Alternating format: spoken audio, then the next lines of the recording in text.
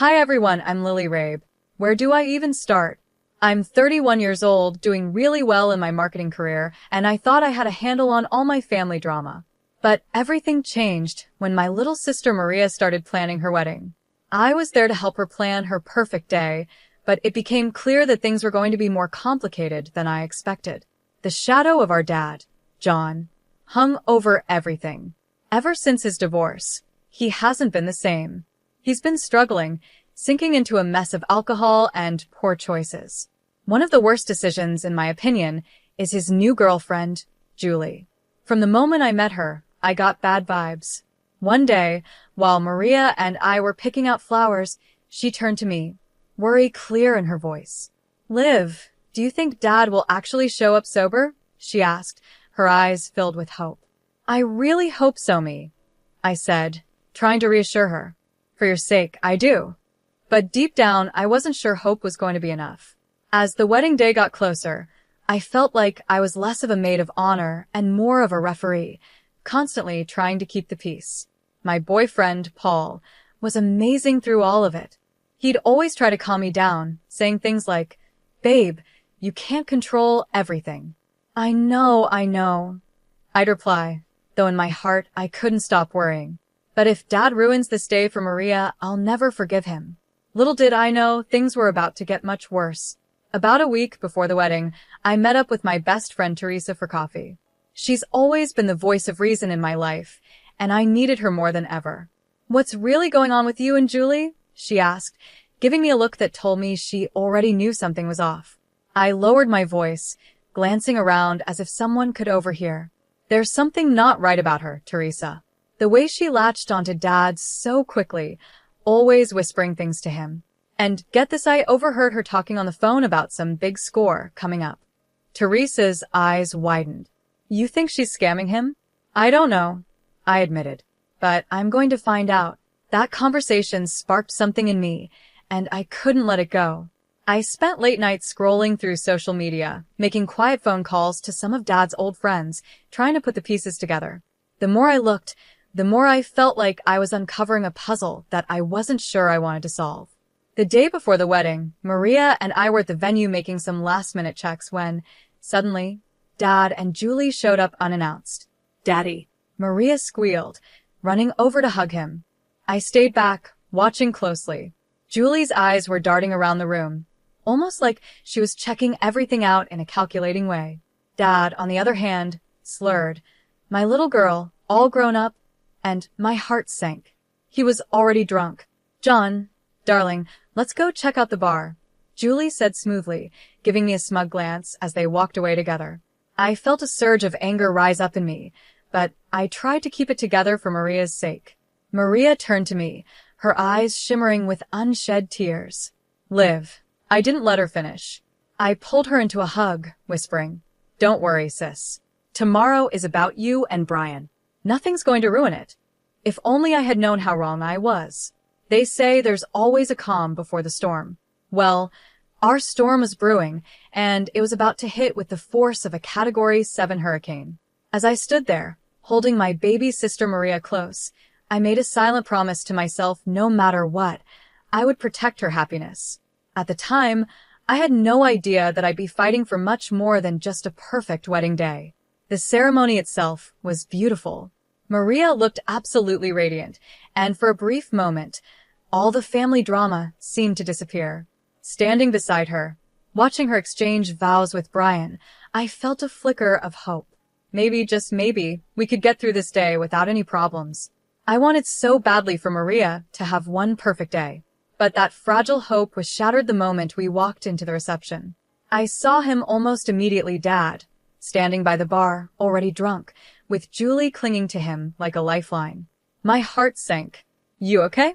Paul, my boyfriend, whispered as he squeezed my hand, sensing my unease. "I've got to hold it together for Maria," I muttered, forcing a smile. But deep down, I knew it was only a matter of time before something went terribly wrong. As the night wore on, the tension in the room became unbearable. Dad's laughter grew louder, his movements more and more sloppy. Julie's eyes kept scanning the room, a strange gleam in them that made my skin crawl. Something wasn't right, and I could feel it. Liv, Dad's making a scene, Maria whispered to me, her voice filled with worry. I'll handle it, I said, trying to sound confident. I walked over to where Dad was attempting a very unsteady Macarena, stumbling and laughing like nothing was wrong. Dad, let's get some fresh air, I suggested, trying to stay calm. Nonsense, he slurred. I'm celebrating my baby girl's big day. He tried to twirl, but nearly fell over. Julie appeared at his side, tightening her grip on his arm. Leave him alone, he's having fun, she said sharply. This isn't about fun. It's about showing respect for Maria on her special day, I replied, trying to keep my voice steady. Julie's eyes narrowed as she sneered. You think you're so perfect, don't you? Always trying to control everything. The argument escalated quickly. We moved to a quieter corner of the room, but our voices kept rising with each exchange. You don't know anything about our family. I spat at her, my patience gone. I know one thing, she hissed. Your daddy prefers my company over yours. Something inside me snapped. Is that before or after you drained him of his money, Julie? I shot back, my voice trembling with anger. Her face twisted with rage, and before I could react, she lunged at me, grabbing a knife from a nearby dessert table. For a moment, everything seemed to slow down.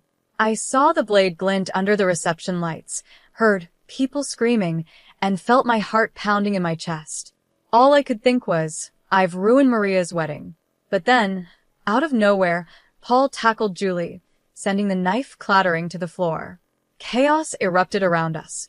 Guests screamed and scattered, chairs were overturned, and the whole scene became a blur of noise and movement. Through the mayhem, all I could focus on was Maria. How had it come to this?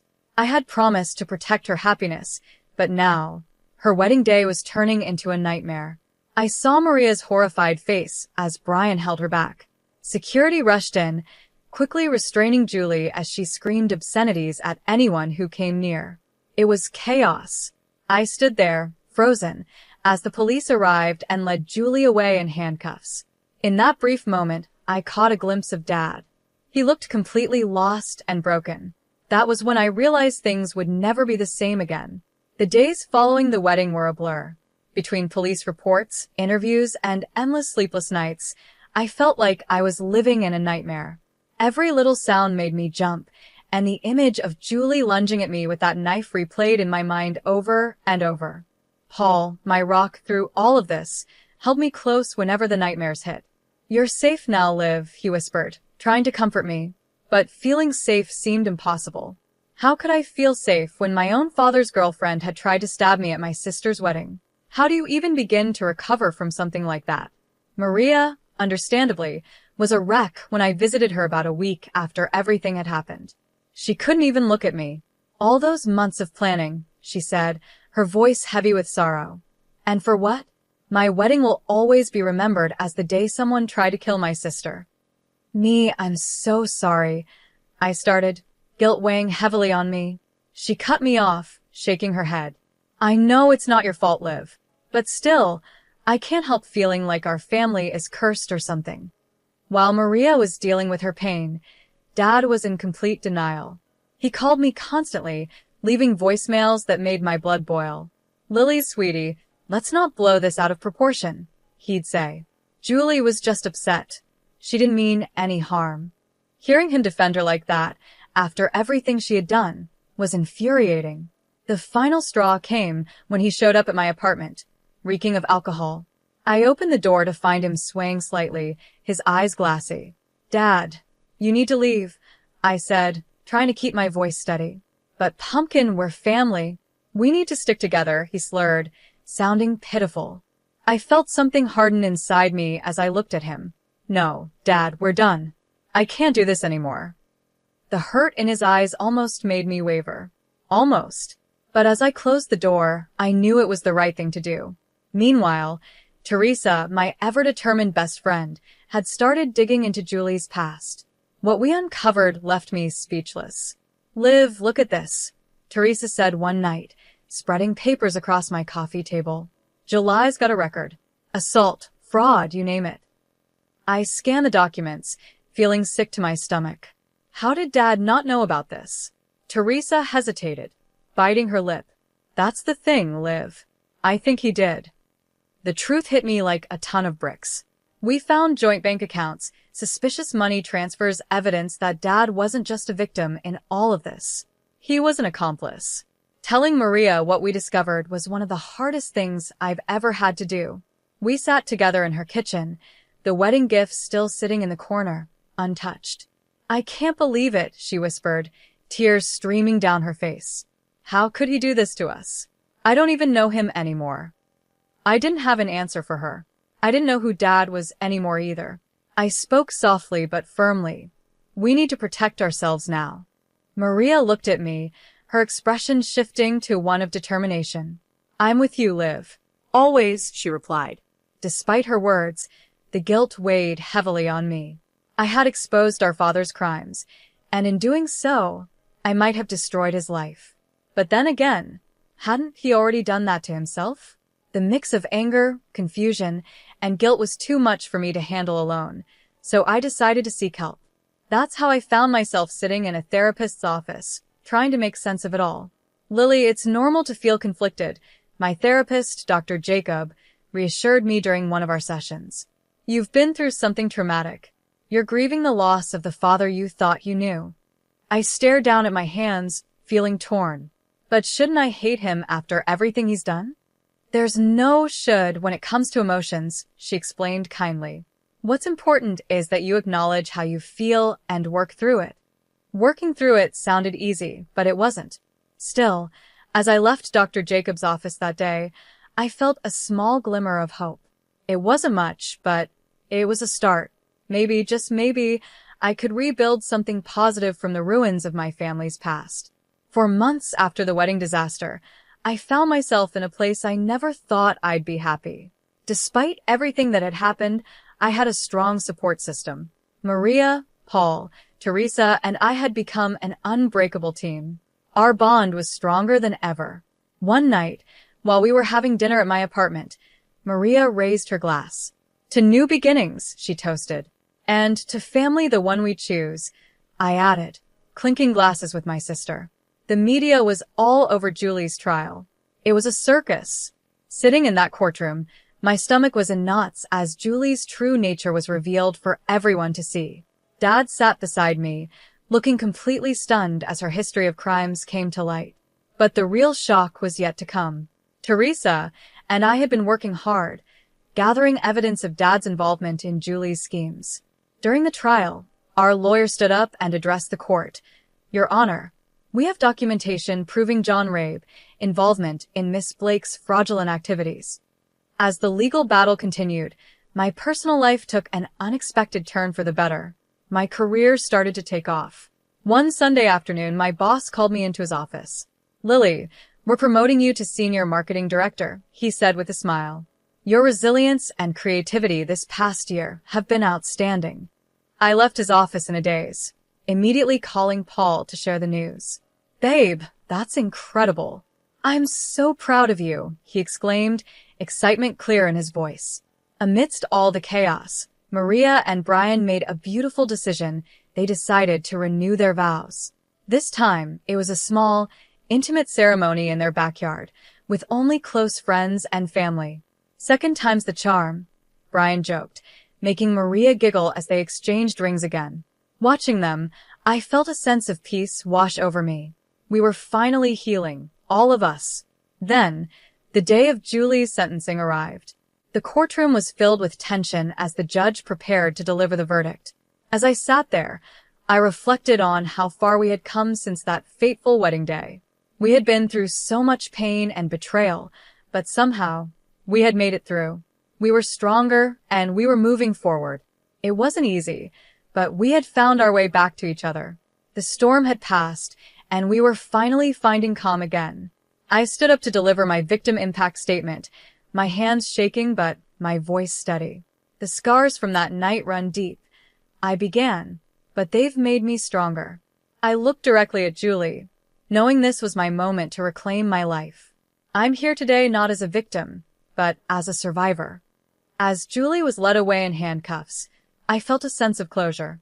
It was like a long and painful chapter of my life was finally coming to an end. The real celebration, however, came a month later.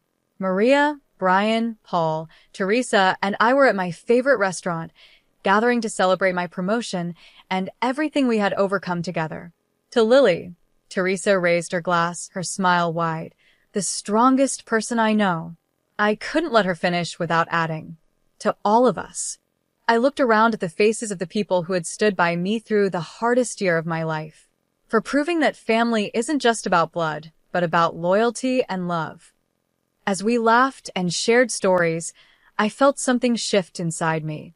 I realized how much had changed. The past year had been like a nightmare, but in a strange way, it had also been a gift. It showed me who really mattered. It taught me how strong I could be. And it gave me the courage to cut out the negativity and toxic influences in my life. Sitting there, surrounded by real love and happiness, I knew that this was my happy ending. It wasn't perfect, and it came with its scars, but it was real. And that made it beautiful. For the first time in a long time, I felt hopeful about the future. I was grateful for the family I had found and the strength I had discovered within myself. So, that's where my story ends. But I'm curious about your thoughts. If you were in my shoes, would you have given your father another chance after everything he did? Or would you have kept those boundaries in place like I did? It's a tough decision, and I know many of you have faced similar struggles with toxic family members. I'd love to hear your experiences. Please share in the comments how you've handled difficult family dynamics in your own lives. If my story resonated with you, please hit that like button and consider subscribing for more real-life stories and discussions about navigating complicated family relationships. Your support means so much to me, and it helps me continue sharing these personal stories. Thanks for watching, and I'll see you in the next video.